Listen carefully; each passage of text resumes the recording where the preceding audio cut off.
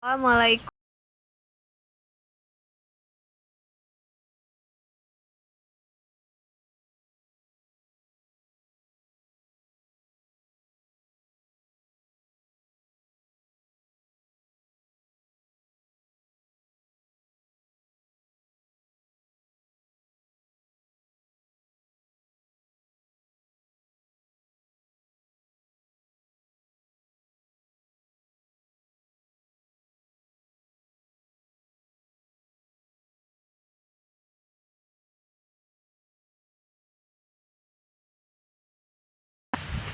Bila kita menyertakan budaya sebagai variabel dalam proses abstraksi itu, problemnya menjadi semakin rumit.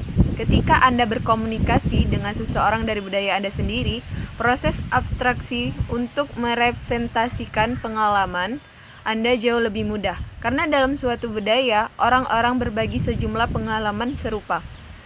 Namun, bila komunikasi melibatkan orang banyak dan berbeda budaya, banyak pengalaman berbeda, dan konsekuensinya, proses abstraksi juga menyulitkan.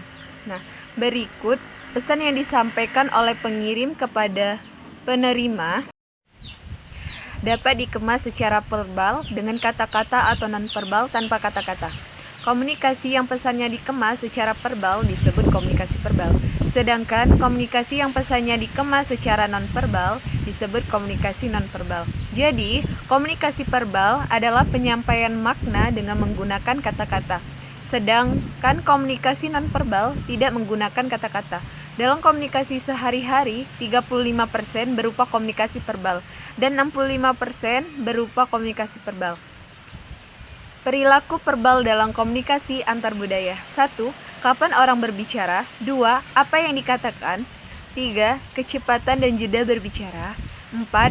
Memperhatikan berhubungan dengan etnis. Contoh, Batak dan Bugis, atau memperhatikan orang yang berbicara. 5. Intonasi. 6. Gaya kaku dan puitis. 7. Bahasa tidak langsung. Nah, komunikasi verbal adalah komunikasi yang menggunakan kata-kata, entah lisan maupun tulisan.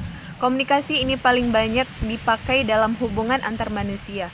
Melalui kata-kata, mereka mengungkapkan perasaan, emosi, pemikiran, gagasan atau maksud mereka, menyampaikan fakta, data, dan informasi serta menjelaskannya, saling bertukar perasaan dan pemikiran, saling berdebat, dan saling bertengkar.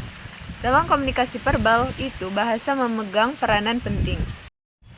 Nah, hampir semua rangsangan bicara yang kita sadari termasuk ke dalam kategori pesan verbal disengaja, yaitu usaha-usaha yang dilakukan secara sadar untuk berhubungan dengan orang lain secara lisan. Bahasa dapat juga dianggap sebagai suatu sistem kode verbal. Beberapa unsur penting dalam komunikasi verbal. 1. Bahasa. 2. Kata. Dan 3. Fungsi bahasa dalam kehidupan manusia. Komunikasi nonverbal dalam komunikasi antar budaya. 1. Kinesik atau bahasa tubuh. 2. Okulisik tentang gerakan mata. 3. Haptik perabaan atau memperkenalkan sejauh mana memegang atau merangkul orang lain. 4.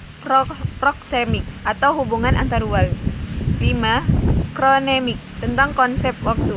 6. Postur, tampilan tubuh waktu sedang duduk atau berdiri. 7. Pesan-pesan paralinguistik. 8. Simbolisme dalam komunikasi nonverbal yang pasif berupa warna. Nah, tanda nonverbal dalam komunikasi antar budaya. Ada beberapa cara untuk menggolongkan tanda-tanda menurut Pateda tahun 2001 dalam buku Alex Sobur tahun 2004. Cara itu yakni 1. Tanda yang ditimbulkan oleh alam kemudian diketahui manusia melalui pengalamannya. 2.